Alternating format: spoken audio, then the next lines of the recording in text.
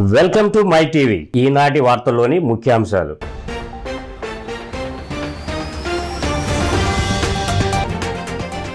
రాష్ట్రానికి ప్రత్యేక హోదా సాధించలేని వైకాపా తెదేపాలకు గుణపాఠం చెప్పాలని షర్మిల పిలుపు. శ్రీకాళహస్తికి చేరుకున్న న్యాయయాత్రలో కాంగ్రెస్ని గెలిపించాలని ప్రజలకు విజ్ఞప్తి.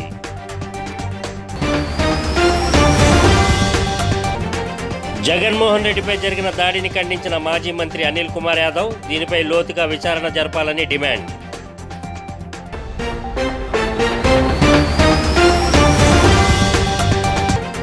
విశాఖ ఉక్కుపై తెదేపా వైఖరేమిటో చెప్పాలని మంత్రి అమర్నాథ్ డిమాండ్. గాజువాక 74వ వార్డులో ప్రచారం, దాడిని ఖండిస్తూ నిరసన. వివరాల్లోకి వెళ్తే, సార్వత్రిక ఎన్నికలలో కాంగ్రెస్ పార్టీ గెలుపుకై న్యాయ యాత్ర నిర్వహిస్తున్న పిసిసి అధ్యక్షురాలు వైఎస్ షర్మిల న్యాయ యాత్ర శ్రీకాళహస్తికి చేరుకుంది. శ్రీకాళహస్తిలోని ఆర్టీసీ బస్టాండ్ వద్ద ఉన్న అంబేద్కర్ విగ్రహానికి పూలమాలలు వేసి నివాళులర్పించారు. అనంతరం స్థానిక బేరావారి మండపం వద్ద న్యాయయాత్ర సభను ఉద్దేశించి వైఎస్ షర్మిల మాట్లాడుతూ టీడీపీ, వైకాపా పార్టీలు ప్రత్యేక హోదాను తీసుకురాకుండా బీజేపీకి తొత్తులుగా వ్యవహరిస్తున్నాయని ఆరోపించారు.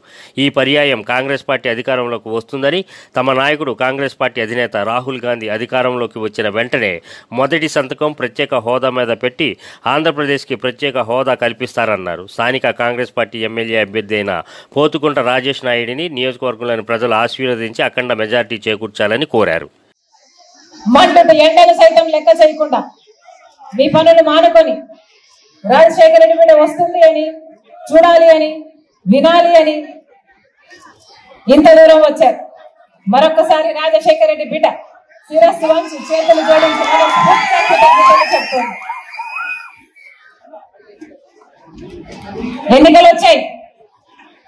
ఎన్నికలు వచ్చేసాయి. 5 సంవత్సరాలు అయింది.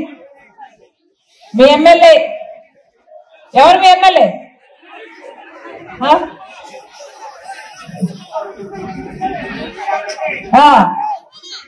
ఎలా ఉన్నాడన్నా మధుసూదన్ రెడ్డి? మీకు ఎప్పుడైనా వరికొచ్చాడా? ఏదైనా పనులు చేసి పెడుతున్నాడా? ప్రజల మనిషా? పొద్దున ఎవరినో అడిగే ఎలా ఉన్నాడన్నా ఎమ్మెల్యే అని. వసూల్లో రాజా అంట కదా, అవునా? వసూల్లో రాజా అంట కదా మీ ఎమ్మెల్యే. ఒక్క పని చేయడమ్మా, మొత్తం చెరువులన్నీ దోచేసుకున్నాడట. ఇసుక మాఫియా, మట్టి మాఫియా, చెరువులు ఖాళీ చేసేసాడట కదా. హైదరాబాద్లో జరిగిన గురజాల నియోజకవర్గ ప్రజల ఆత్మీయ సమావేశంలో జగన్మోహన్ రెడ్డిపై జరిగిన దాడిని నరసరావుపేట ఎంపీ అభ్యర్థి డాక్టర్ పి అనిల్ కుమార్ యాదవ్ ఖండించారు. విజయవాడలో 100 అడుగుల అంబేద్కర్ విగ్రహం పెట్టారన్న అక్కసుతో టీడీపీ నాయకులు ఈ దాడి చేయించారని ఆరోపించారు. చీకట్లో ఒక రాయి విసిరి వైఎస్ఆర్ కాంగ్రెస్ పార్టీ నాయకుల్ని, కార్యకర్తలను రెచ్చగొట్టాలని చంద్రబాబు నాయుడు మరియు వారి టీం చేసిన ప్లాన్గా తాము అనుకుంటున్నామన్నారు. తెలుగుదేశం పార్టీ నాయకులు, కార్యకర్తలు చెవటలో దద్దంలో తెలియదు కానీ వెనక నుంచి ఎక్కడి నుంచో ఒక రాయ విసిరేసి జగన్మోహన్ రెడ్డి గారిని గాయపరచడం జరిగింది. ఒక్కసారి అందరూ కూడా తెలుగుదేశం పార్టీ నాయకులకు చెప్తా ఉన్నాం, చంద్రబాబు నాయుడు గారి దగ్గర నుంచి మీది ఒక బతుకాన్ని అడుగుతా ఉన్నా. ఒక పక్కేమో జగన్మోహన్ రెడ్డి బాగుండాలని ట్వీట్ చేస్తాడు, రెండో పక్కేమో వాడు కొడుకు దగ్గర నుంచి ప్రతి ఒక్కరి చేత అడ్డమైన మాటలు మాట్లాడిస్తుంది, డ్రామాలని రకరకాలని మాట్లాడిస్తా ఉన్నాడు. ఈ రోజు వాళ్ళందరికీ కూడా చెప్తున్నా, రా మీరు కూడా నిలబడండి, ఎవరి చేతనో ఒక రాయిసి నొప్పిస్తాం, మీ వాళ్ళ చేత కరెక్ట్ గా ఇక్కడే తగిలేటట్టు ఎక్కడ జరుగుతుందా అని చెప్పి తెలియజేస్తా ఉన్నా. ఒక్క ఇంచు మిస్ అయినట్టే ఈ రోజు జగన్మోహన్ రెడ్డి గారికి కంటికి గాయమయ్యే పరిస్థితి. ఈ రోజు కనీసం ఎవడు చేశాడు, ఏం చేశాడు, ఖచ్చితంగా వాడు ఎవడో దొరక్క మారడు, వాడు మూల్యం చెల్లించగా మారదు. ఈరోజు ఈ రాష్ట్ర ప్రజలందరూ కూడా కేవలం ఇంకా అనవసరం 29 రోజులు వైఎస్ఆర్ కాంగ్రెస్ పార్టీ ఓపిక, వైఎస్ఆర్ కాంగ్రెస్ పార్టీ కార్యకర్తల సహా జీవీఎంసీ 74వ వార్డులో కార్పొరేటర్ తిప్పల వంశీరెడ్డి ఆధ్వర్యంలో చేపట్టిన అమర్నాథ్ ప్రచార యాత్రకు జనం పోటెత్తారు. జనం తండోపతండాలుగా తరలి రావడంతో ఆ ప్రాంతం జాతరను తలపించింది. పెదగంటేడ ఫైర్ స్టేషన్ కూడలి వద్ద ప్రారంభమైన పాదయాత్ర సిద్ధేశ్వరం, దల్లివానిపాలెం, కోనవానిపాలెం, వెంపల్ నగర్, వియ్యావానిపాలెం మీదుగా అంబేద్కర్ కాలనీ వరకు కొనసాగింది. అడుగడుగున జనం అమర్నాథ్కు జయజయలు పలికారు. జై జగన్, జై అమర్నాథ్ నినాదాలతో హోరెత్తించారు. అనంతరం అంబేద్కర్ విగ్రహానికి పూలమాలలు వేసి నివాళులర్పించారు. జగన్పై జరిగిన దాడిని ఖండిస్తూ నల్ల రిబ్బన్లు కట్టుకుని నిరసన వ్యక్తం చేశారు. చంద్రబాబు వ్యవహార శైలిపై అమర్నాథ్ మండిపడ్డారు. మాజీ ఎమ్మెల్యే వెంకటరామయ్య, తిప్పల దేవన్ రెడ్డి, జగన్నాథం, కార్పొరేటర్ రాజాన రామారావు, ఎన్వై నాయుడు, గొందేసి సత్యారావు, గొరుసు సత్యంరెడ్డి, గురుజాడ కృష్ణ తదితరులు పాల్గొన్నారు.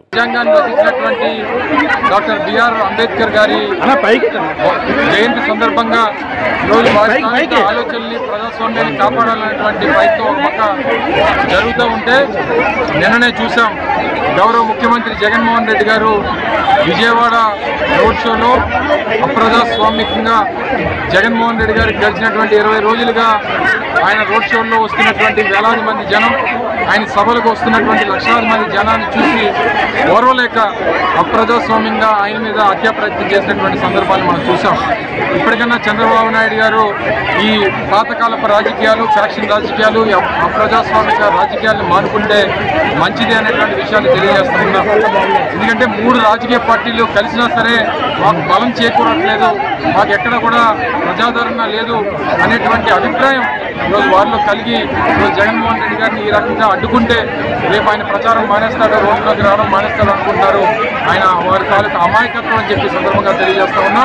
ఇటువంటివి ఎన్ని జరిగినా, ఏ రకమైనటువంటి ఆయన మీద ఈ అప్రజాస్వామిక కార్యక్రమాలు చేసినా తిరిగి మళ్ళీ ప్రజల్లోకి వచ్చి మరింత అభిమానాన్ని చూడబడేటువంటి కార్యక్రమం జరుగుతుందనేటువంటి విషయాన్ని కూడా తెలియజేసుకుంటూ, మరి ఈరోజు చంద్రబాబు నాయుడు గారు గాజువాక ఇచ్చేస్తూ ఉన్నారు.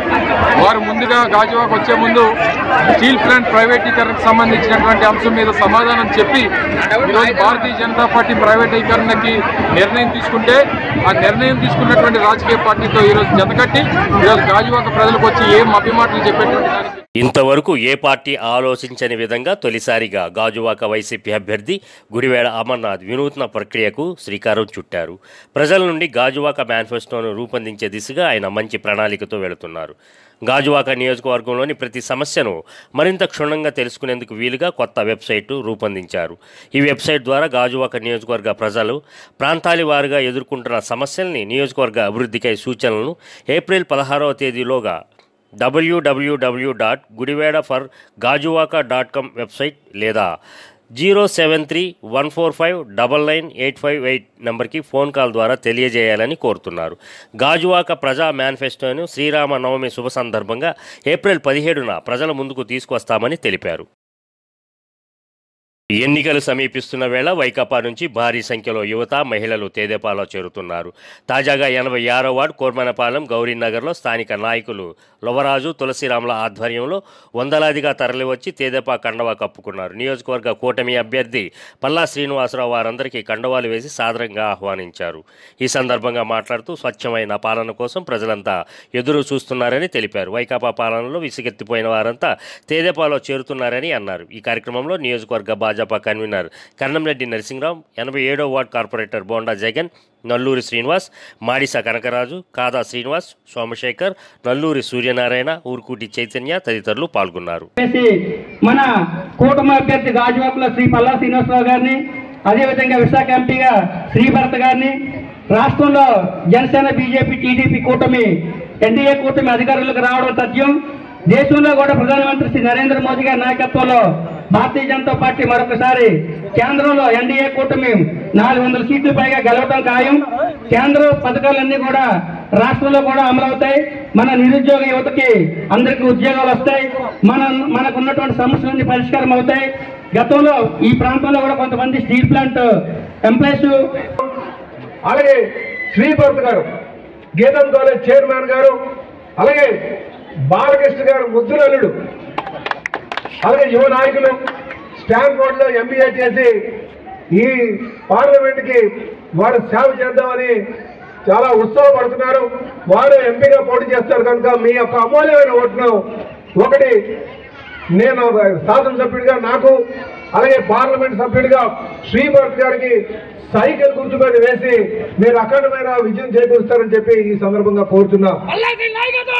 బీజేపీ కూటమిగా ఈరోజు వెళ్తున్నారు. ఈ 3 పార్టీ నాయకులు కూడా అధినాయకుల యొక్క ఆలోచనకు అనుగుణంగా నడుస్తున్నారు. మీరు కూడా కింద స్థాయిలో కూడా ప్రతి ఒక్కరు కూడా నడవాల్సినటువంటి అవసరం ఉందని చెప్పి ఈ సందర్భంగా తెలియజేస్తున్నారు. కూటమి అభ్యర్థుల విజయమే లక్ష్యంగా తాను పనిచేస్తానని తెదేపాలో సస్పెన్షన్ ఎత్తివేత నేపథ్యంలో 86వ వార్డు కార్పొరేటర్ రేళ్ల కోటేశ్వరరావు స్పష్టం చేశారు. వార్డు నాయకులు కర్రి ఈశ్వరరావు నాయుడుతో కలిసి ఆయన మీడియా సమావేశంలో మాట్లాడారు.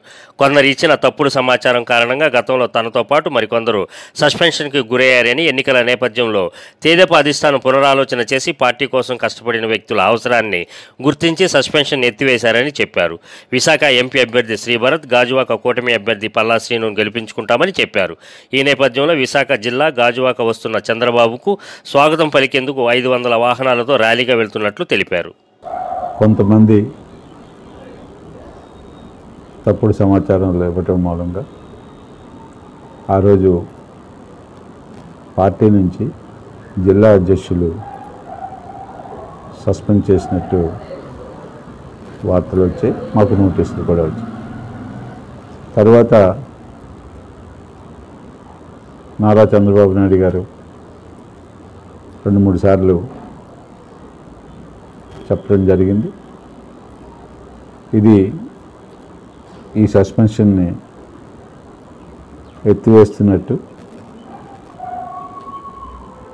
మొన్న సాయంకాలం మాకు పేపర్ పంపించారు. అందుకోసం ఆంధ్రప్రదేశ్ అధ్యక్షులు అచ్చెన్నాయుడు గారికి అలాగే గండిబాబ్జీ గారికి నమస్కారాలు తెలియపరచుకుంటూ వారికి మా కృతజ్ఞతలు తెలియపరచుకుంటున్నాం మీ ద్వారా. ఈరోజు మాకు మలయాళీలు అత్యంత ప్రతిష్టాత్మకంగా జరుపుకునే పండుగలలో ఒకటైన విషు రోజును గాజువాకలో కొన్నేళ్లుగా స్థిరపడి ఉన్న మలయాళీ కుటుంబాలు ఘనంగా జరుపుకున్నాయి. అక్కడి రాష్ట్రంలో ఈ వేడుకను ఏ విధంగానైతే జరుపుకుంటారో అదే మాదిరిగా పారిశ్రామిక వ్యాప్తంగా ఉన్న కుటుంబాలు ఈ పండుగను జరుపుకొని శుభాకాంక్షలు తెలియజేసుకున్నారు. కొత్త గాజువాకలోని కైరాలీ క్లబ్ ప్రతినిధి ఎస్జి విజయ్ కుమార్ నేతృత్వంలో ఈ వేడుకలు జరిగాయి. సాంప్రదాయ వస్త్రాలు ధరించి ప్రత్యేకంగా అలంకరించిన మండపంపై ధాన్యం, ఇతర పళ్లను ఉంచి శ్రీకృష్ణ పరమాత్మ విగ్రహానికి పూజలు చేశారు. అందరి ఇంట సందడి వాతావరణం నెలకొంది. విషు శుభాకాంక్షలు. ఈరోజు విషు పండగ కేరళ వాళ్ళు అందరూ ఈరోజు పండుతుంది. అంటే ఈ రోజులు పండిన తర్వాత అందరూ తీసుకొచ్చి ఇలా ఇంటి దగ్గర పెట్టేసి పిల్లలతో అందరితో కలిసి రాష్ట్ర ఐటీ శాఖ మంత్రి గాజువాక వైఎస్ఆర్సీపీ అభ్యర్థి గుడివాడ అమర్నాథ్ సమక్షంలో జీవీఎంసీ 76వ ward YSRCP incharge Doddi Ramana ఆధ్వర్యంలో నియోజకవర్గ కల్లు గీత కార్మికులు వైసీపీలో చేరారు. Pedagantada society president Peeta Sanyasarao, Pudi Ramana, Patrudu, Sampangi Appalamurthy, Peetani Venkatesh, Gurumurthy, society సభ్యులు 1000 మంది వైఎస్ఆర్సీపీలో చేరారు. ఈ కార్యక్రమంలో తాడికొండ జగదీష్, రంభా నారాయణమూర్తి, మంత్రి శంకరనారాయణ, తాడికొండ అచ్యుత్ పాల్గొన్నారు. సమాజంలో సత్ప్రవర్తనతో మెలుగుతూ క్రైస్తవ ఆధ్యాత్మిక సమాజాన్ని దైవ మార్గం వైపు భక్త జనాన్ని నడిపిస్తూ ఆదర్శవంతంగా నీతివంతంగా ఉండవలసిన ఒక చర్చ్ ఫాస్టర్ బైబిల్ బోధనలకు విరుద్ధంగా ఒక క్రైస్తవ కుటుంబం పట్ల వేధింపులకు, మానసిక క్షోభకు గురిచేస్తూ సభ్య సమాజంలో తలదించుకునేలా ప్రవర్తిస్తున్న తీరు దైవజనుల పట్ల చులకన భావం కలిగించేలా ఉంది. ఇందుకు సంబంధించిన వివరాలు ఇలా ఉన్నాయి. తూర్పుగోదావరి జిల్లా కడియం మండలం జేగూరుపాడు గ్రామానికి చెందిన దూడే జ్యోతి అనే మహిళ తన భర్త దూడే వేణుగోపాలకృష్ణ 2 పిల్లలతో క్రైస్తవ మతాచారం ప్రకారం జీవిస్తున్నారు. ఇదే గ్రామానికి చెంది చర్చ నిర్వహిస్తున్న గారపాటి వీరేంద్రతో వేణుగోపాల్కు స్నేహం ఏర్పడింది. వీరిద్దరికి వేరొక మహిళతో వివాహేతర సంబంధాలు కలిగి ఉన్నాయి. వీరిద్దరూ కలిసి పథకం ప్రకారం దూడే జ్యోతిని చర్చి ప్రాంగణంలోనూ గ్రామంలోనూ రానివ్వకుండా చేయాలనే ఉద్దేశంతో ఆమె వ్యక్తిత్వాన్ని కించపరుస్తూ గత 2-3 ఏళ్లుగా చెడు ప్రచారం చేస్తూ మానసిక క్షోభకు గురి చేస్తున్నారని బాధితురాలు వాపోయింది. వీరు చెడు ప్రచారంతో విసిగిపోయిన 3వసారి జ్యోతి కడియం పోలీసులకు ఫిర్యాదు చేసింది. ఈ మేరకు న్యాయవాదితో కలిసి జ్యోతి జ్యోతి మీడియాతో మాట్లాడింది. తన భర్త వివాహేతర సంబంధం పెట్టుకోవడంతో తమ మధ్య ఆస్తి, కుటుంబ వివాదాలు తలెత్తుతున్నాయన్నారు. వీటిని అడ్డం పెట్టుకుని వేణుగోపాల్ చర్చి పాస్టర్ గారపాటి వీరేంద్రతో కలిసి తనపై రకరకాల బెదిరింపులకు, అత్యాయత్నాలకు పాల్పడుతున్నారని ఆమె తెలిపారు. ఎందుకంటే నేను చచ్చిపోతే ఆవిడతో కంటిన్యూ అవుదామని, మాకు విడాకులు అవ్వకముందే ఆవిడతో రిలేషన్ ఉంది. ఆవిడ కూడా 2 బిడ్డల తల్లిని ఉంచుకుని నన్ను నిర్దాక్షిణ్యంగా గింటేశారు.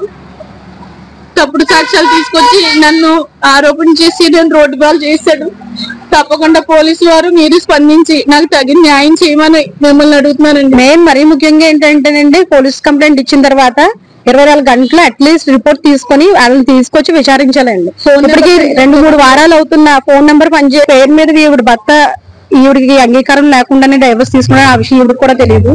అంతేకాకుండా దానికి అప్పీల్ వేసుకున్నారు. అలాగే ఎంసీ ఒకటి పెండింగ్ ఉందండి. ఈవిడికి ఏదైతే పుట్టింటి నుంచి వచ్చిన ఇంటిని కూడా బయట అప్పు చేస్తున్న సంతకం పెట్టాలని తీసుకెళ్లి అన్యాయంగా కూడా వేరే వాళ్ళు, అది కూడా ఆయన పోలీస్ డిపార్ట్మెంట్ లో ఉంటాడంటే వాళ్ళందరూ కూడా ఏదో కుమ్మక్కయ్య ఈవిడ దగ్గర రాయించుకుని ఈవిడ బయటకు తవ్వేశారు. ఈవిడ అంగీకారం కూడా లేకుండా కూతురు పెళ్లి చేసినప్పుడు కూడా తల్లి చనిపోయిందని చెప్పేసి అన్నారట. అంతేకాకుండా ఇప్పుడు రీసెంట్ గా 4 రోజుల ముందు కూడా ఈవిడ జగురుపాడులో ఉంటది, అక్కడ ఎవరో చర్చి పాస్టర్ గారు వీళ్ళు ఆయన కలిపి ఈ అమ్మాయి నీ కేసులు వేస్తుంది, ఇలా చేస్తుంది కాబట్టి దీన్ని ఏదో చేయాలని చెప్పి ఇంటి మీద దాడి చేయడం. గుంటూరు జిల్లా మంగళగిరి పట్టణం అంబేద్కర్ సెంటర్ వద్ద అంబేద్కర్ జయంతి సందర్భంగా ఇండియా కూటమి బలపరిచిన గుంటూరు ఎంపీ అభ్యర్థి జంగాల అజయ్ కుమార్, ఎమ్మెల్యే అభ్యర్థి జొన్నా శివశంకర్లు అంబేద్కర్ విగ్రహానికి పూలమాలలు వేసి ఘనంగా నివాళులర్పించారు. అనంతరం ప్రచార కార్యక్రమాన్ని సిపిఐ రాష్ట్ర కార్యదర్శి రామకృష్ణ, సిపిఎం రాష్ట్ర కార్యదర్శి శ్రీనివాసరావు, రాష్ట్ర జిల్లా నాయకులు పాల్గొని ప్రారంభించారు. ఇంత ప్రపంచంలోనే అతిపెద్ద జనాభా కలిగిన భారతదేశానికి ఒక్క మాటలో చెప్పాలంటే రాజ్యాంగాన్ని ప్రసాదించిన వ్యక్తిగా ఈరోజు అందరం కూడా ఘనంగా నివాళులు అర్పిస్తూ ఉన్నాం. కాబట్టి ఏమంటే ఇవాళ డాక్టర్ బిఆర్ అంబేద్కర్ గారు ఏ రాజ్యాంగాన్ని అయితే మనకు ప్రసాదించాడో ఆ రాజ్యాంగాన్ని తూట్టుపడుస్తూ ఉన్నారు. రేపు 2024 లోక్సభ ఎన్నికల్లో మరొక్కమారు భారతీయ జనతా పార్టీ కేంద్రంలో అధికారానికి వస్తే ఈ రాజ్యాంగాన్ని తుంగలో తొక్కడానికి వాళ్ళు రెడీగా ఉన్నారు. ఇవాళ రాజ్యాంగంలోని సెక్యులరిజం అనే పదాన్ని తొలగించాలని చెప్పి కూడా ఓపెన్ గా ఇవాళ బీజేపీ నాయకులు మాట్లాడుతూ ఉన్నారు. Bharatiya Janata party senior parliament సభ్యులు అనంత్ హెగ్డే గారు ఇటీవలనే చెప్పారు, ఈసారి మళ్ళీ అధికారంలోకి వస్తే ఈ రాజ్యాంగాన్ని మారుస్తామని స్పష్టంగా ప్రకటించారు. కాబట్టి నేను ఇవాళ అన్ని రాజకీయ పార్టీలు, దేశవ్యాప్తంగా ఉన్న ప్రజాతంత్ర శక్తులు, లౌకిక భావాలున్న వ్యక్తులు అందరం కూడా ఆలోచించాలి ఇవాళ అంబేద్కర్ రాజ్యాంగాన్ని కాపాడుకోవడానికి. రానున్న సార్వత్రిక ఎన్నికలలో ఉమ్మడి పార్టీల శ్రీకాళహస్తి నియోజకవర్గ ఎమ్మెల్యే అభ్యర్థి బొజ్జల సుధీర్ రెడ్డి, బీజేపీ ఎంపీ అభ్యర్థి ప్రసాద్ గెలుపునకు ఉమ్మడి పార్టీల నాయకులు సమిష్టి కృషి చేసి విజయం చేకూర్చాలని తెలుగుదేశం కార్యాలయం వద్ద జరిగిన కార్యక్రమంలో నేతలు కోరారు. నియోజకవర్గ ఎమ్మెల్యే అభ్యర్థి బొజ్జల సుధీర్ రెడ్డి మాట్లాడుతూ త్రివేణి సంఘం లాంటి ఉమ్మడి పార్టీల కలయికతో ఇప్పటికే అధికార పక్ష నాయకులకు ఓటమి భయం చవిచూస్తుందని అన్నారు. ఈ నెల 18వ తేదీన తాను నామినేషన్ వేస్తున్నానని ఈ సందర్భంగా చెప్పారు. మోడీ గారు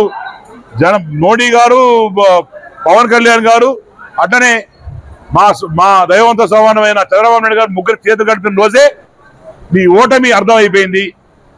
నీ బస్సు యాత్రకు జనాలు లేరు, తోలించుకుంటున్నావు, ఆర్టీసీ బస్సులు తోలించుకుంటున్నావు. ఇంత దారుణంగా ఉన్న పరిస్థితుల్లో ఎట్ట గెలుస్తా అని తెలియక ఈ కంకర్రాలు లేకుంటే నెక్స్ట్ ఇంకేమన్నా బస్సుకి కొట్టడము. ఈరోజు త్రివేణి సంగమం ఎన్డీఏ కూటమి అభ్యర్థిగా, అలానే మరి 18వ తేదీ మరి నేను కూడా పొద్దున 11:05 నామినేషన్ వేయబోతున్నానని చెప్పి తెలియజేసుకుంటున్నాను. దక్షిణ కాశీగా పేరుగాంచిన శ్రీకాళహస్తీశ్వర స్వామి వారి దేవస్థానంలో ఉగాది తర్వాత వచ్చే మొదటి ఆరుద్ర నక్షత్రం సందర్భంగా శ్రీ జ్ఞాన ప్రసూనాంబికా సమేత శ్రీకాళహస్తీశ్వర స్వామివారి ఊరందూరులోని నీలకంఠేశ్వర స్వామివారి ఆలయానికి వెళ్లి విశేష పూజలు నిర్వహించి తిరిగి సాయంత్రం శ్రీకాళహస్తీశ్వర స్వామివారి ఆలయంలోకి రావటం ఇక్కడ ఆనవాయితీ. ఈ కార్యక్రమంలో శ్రీకాళహస్తీశ్వర స్వామివారి దేవస్థానం ధర్మకర్తల మండలి అధ్యక్షుడు అంజూరు తారక శ్రీనివాసులు, ఆలయ కార్యనిర్వహణాధికారి S V Nageswara Rao, temple inspector Hari Yadav, CSO Nagabhushanam Yadav మరియు ఆలయ అధికారులు, సిబ్బంది పాల్గొన్నారు.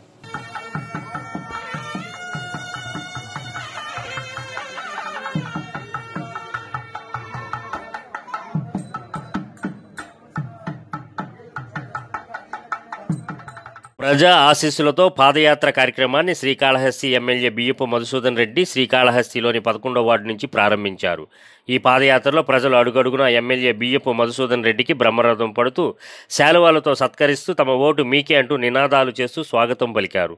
మధుసూదన్ రెడ్డి తమ ప్రభుత్వం పేదలకు అందించిన సంక్షేమ పథకాలను ప్రజలకు వివరిస్తూ పాదయాత్రను ప్రారంభించారు. మేము దండం పెట్టముందే వాళ్ళ దండం పెట్టి మేము దండం పెట్ట ఒక అన్నదమ్ముల సంబంధం ఉన్నట్టుగా ఈ కాళహస్తి అభివృద్ధి చేసేది ఒక నిదర్శనం. కాబట్టి మీ వాటిలో రసమ్మ కావచ్చు, రమేష్ కావచ్చు, అదేవిధంగా రఫీ కావచ్చు, లీడర్లో ప్రతి ఒక్కరికి ఈ ఆర్గనైజ్ చేసిన చైర్మన్ గారికి మరొకరికి అందరికి కూడా ఈ ర్యాలీలో ప్రజా ఏంటంటే ఆశీర్వాదం ప్రజల చేత ఆశీర్వాదం తీసుకున్న ఈ ర్యాలీ. కాబట్టి శ్రీకాళహస్తిలో ఇంకా అభివృద్ధి చేసడానికి మసీదులు దగ్గర అవుతున్న ప్రజలు కూడా అనుకుంటా ఉన్నారు.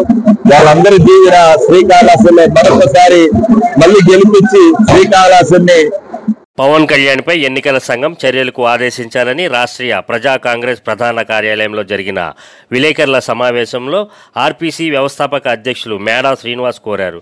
గాజు గ్లాస్ గుర్తు ఎన్నికల సంఘం ఫ్రీ సింబల్స్ జాబితాలోకి ప్రకటించినప్పటికీ పవన్ కళ్యాణ్ తన పార్టీ గుర్తుగా ప్రకటించుకుంటున్న వైనం ఎన్నికల మోడల్ కోడ్ ఆఫ్ కాండక్ట్కి విరుద్ధమని, నిబంధనలను విస్మరించే రాజకీయ పార్టీలు ఎవరైనా చట్టం ముందు సమానులుగానే ఎన్నికల సంఘం భావించాలని, గాజు గ్లాస్ గుర్తు జనసేన పార్టీకి ఇవ్వరాదని, ఆ గుర్తు నిబంధనల మేరకు రాష్ట్రీయ ప్రజా కాంగ్రెస్ పార్టీకి ఇవ్వాలని డిమాండ్ చేశారు. సీనియర్ సెక్యులర్స్ రమణమూర్తి, ఆకుల మణికాంత్, బర్లా ప్రసాద్, కాంతి రమాకాంత్ తదితరులు పాల్గొన్నారు. క్లియర్ గా ఫ్రీ సింబల్స్ జాబితాలో గ్లాస్ గుర్తుని చేర్చడం జరిగింది.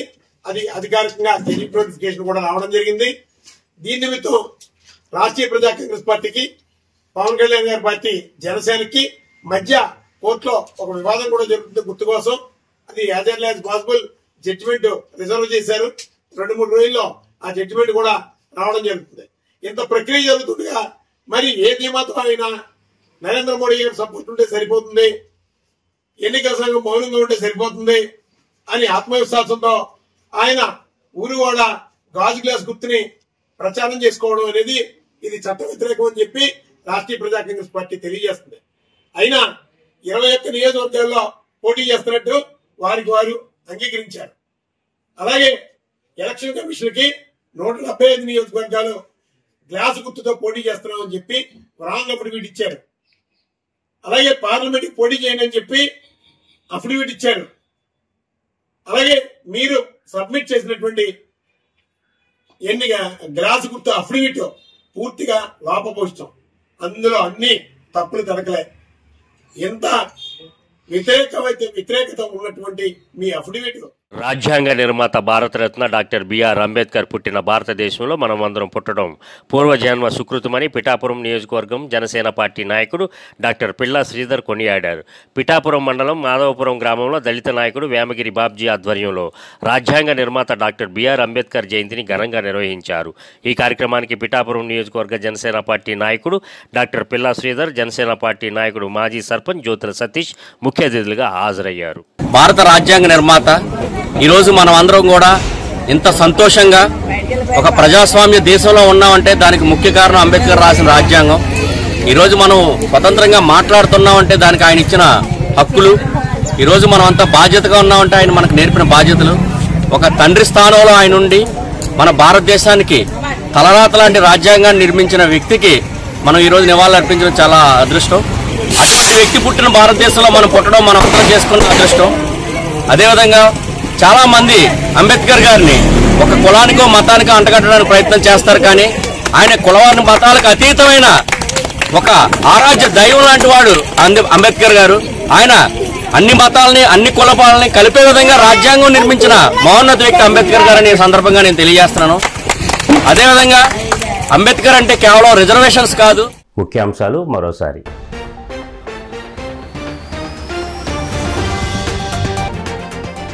రాష్ట్రానికి ప్రత్యేక హోదా సాధించలేని వైకాపా తెదేపాలకు గుణపాఠం చెప్పాలని షర్మిల పిలుపు. శ్రీకాళహస్తికి చేరుకున్న న్యాయయాత్రలో కాంగ్రెస్ని గెలిపించాలని ప్రజలకు విజ్ఞప్తి.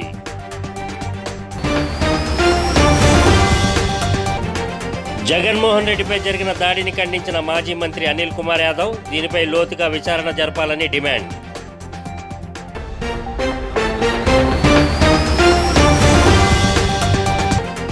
విశాఖ ఉక్కుపై తెదేపా వైఖరేమిటో చెప్పాలని మంత్రి అమర్నాథ్ డిమాండ్. గాజువాక 74 వార్డులో ప్రచారం, దాడిని ఖండిస్తూ నిరసన.